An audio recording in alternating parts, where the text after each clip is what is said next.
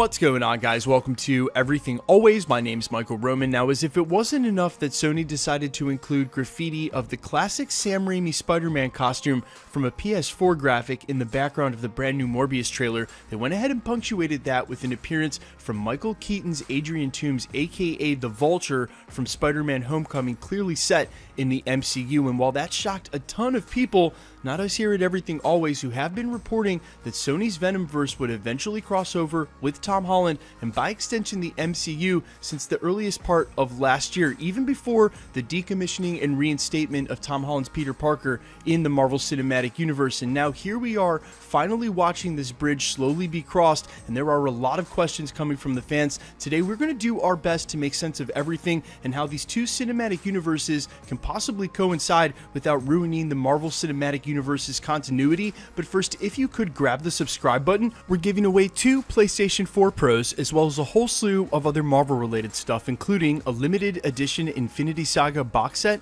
All you have to do to be entered to win, hit the subscribe button, then hit the notification bell, leave a like and a comment on this video, and if you want, stick around at the end of the video. We'll get into all the giveaway stuff again there. Now, I covered this yesterday in my trailer breakdown, but quickly, when Sony goes ahead and puts from the studio that brought you Far From Home and Homecoming, as well as Venom and now this Morbius film, that's just a tad disingenuous. They did distribute all those movies and truly bring them to us in that capacity, but really they only directed and produced Venom and now this Morbius film. Both of those other Spider-Man films were produced and directed over in the MCU, but they want to make sure you know that Spider-Man will be coming, and very soon, over to their universe. And before that Michael Keaton Vulture cameo, this could have been a very short video explaining that Morbius is adjacent to the Marvel Cinematic Universe in the same way that the Netflix shows are, working within legal and copyright bounds to never say things exactly like the Hulk or Iron Man, but use different language and allow things to be implied. But now with an actual cameo of a character reprising his role from the Marvel Cinematic Universe,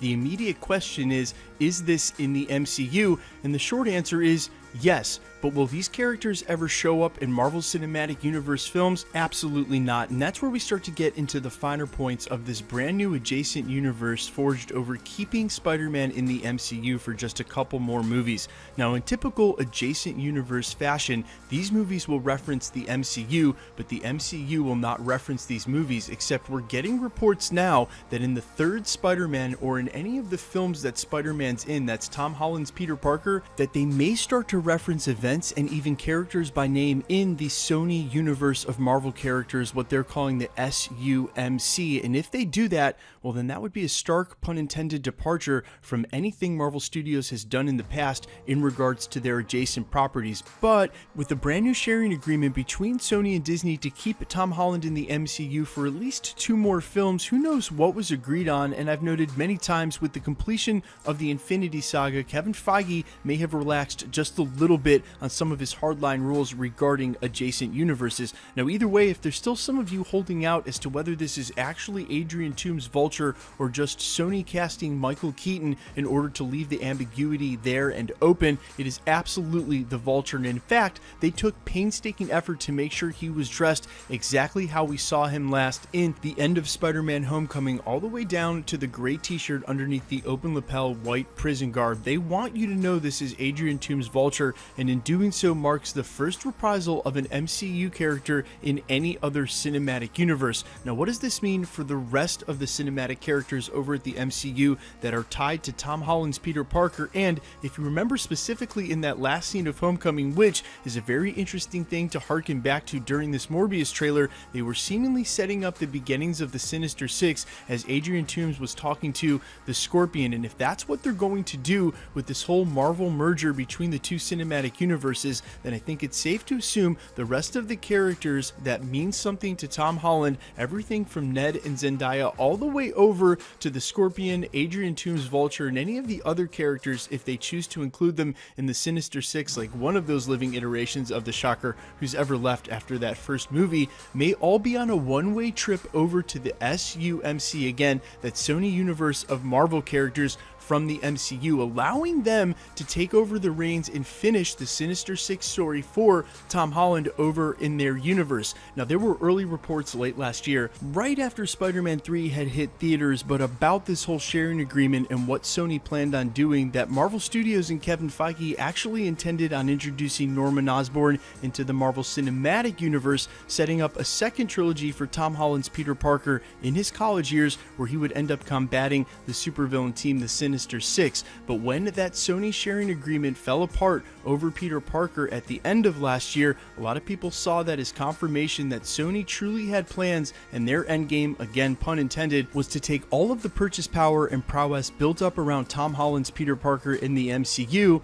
and then cross him over into their SUMC to face off against Tom Hardy's Venom, or as it's seeming now, against a Sinister Six team of their own. And you have to understand, this is well within Sony's rights to do so, and not something that would be blindsiding Disney at all. Kevin Feige and the top brass over there at Disney and the rest of them knew exactly what would happen with this character and the sharing rights if they didn't obtain them completely, and they made a sharing agreement knowing that at any time they'd have to renegotiate that sharing agreement once the contractual obligations were complete. And now that they are, they've extended them for 2 more movies, but the recent reports that this will be the end of Tom Holland's Peter Parker in the MCU are looking more and more true by the day. And what this means for his characters, Ned, MJ, the rest of them, Adrian Toomes Vulture, the Scorpion, once they show up in Sony's universe of Marvel characters, it's very doubtful they would ever cross back over into the MCU, as well as any of the characters that originate in Sony's universe of Marvel characters, like Morbius. He's never going to show up in a Marvel Studios movie, mostly because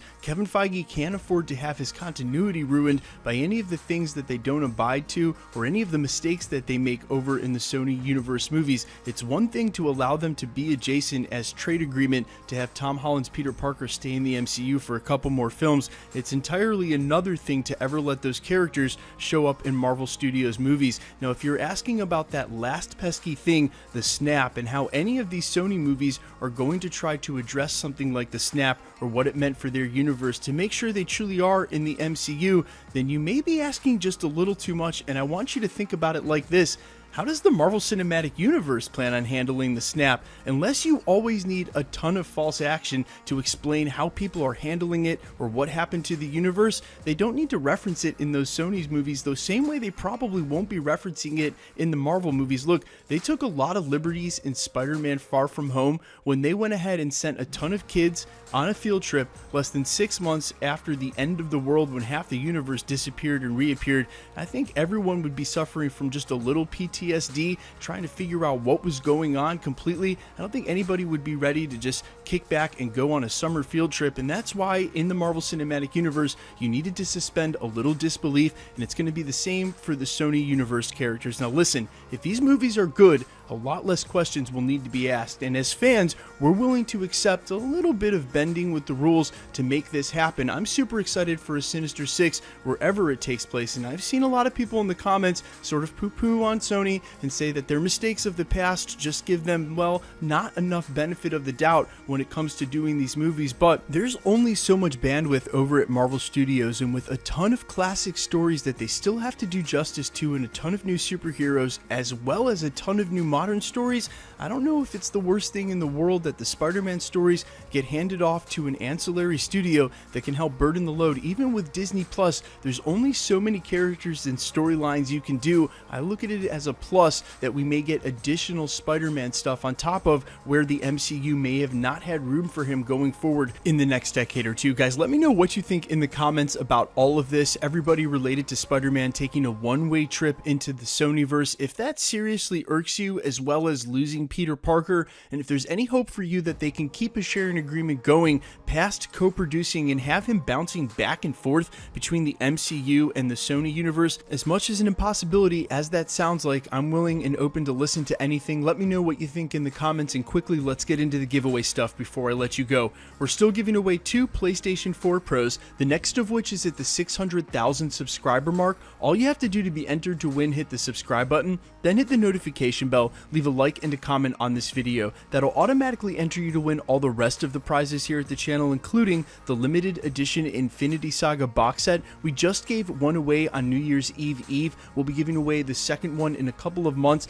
as well as the PlayStations. There were 2 winners at the 500,000 mark, as well as a most recent winner at the 550 mark. If you've missed any of the past winners, it's all good. We put them in the titles. All you got to do is scroll back through the channel, click on those videos that says there's a winner in the title, and scroll to the end. Again, all the same rules apply if you want to win the PlayStations, the limited edition Infinity Saga box set, or any of the rest of the prizes we'll be giving out throughout the future year. All you have to do, hit the subscribe button, then hit the notification bell, leave a like and a comment on this video, and because it's truly random, the more videos you like and comment on, the better chance you have of winning. My name's Michael Roman, this is Everything Always. Guys, thanks for checking out the channel, and stick around, we'll be posting again real soon.